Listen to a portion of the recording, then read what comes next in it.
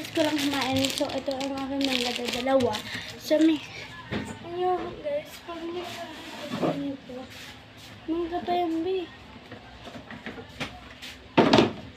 Kain. So, kukuha tayong kan.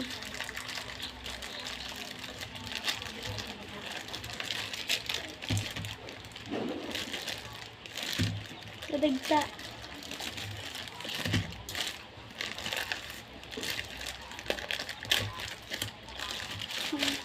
Ay! Patunggi siya guys. So, hindi papatong dito kasi madagta.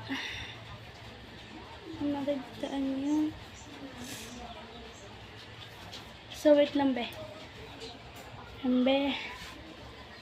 Yung damit ko. So, yan. Nahugas muna natin ang mangga natin. Kaya, let's go. Kukuha lang tayo ng be ng ating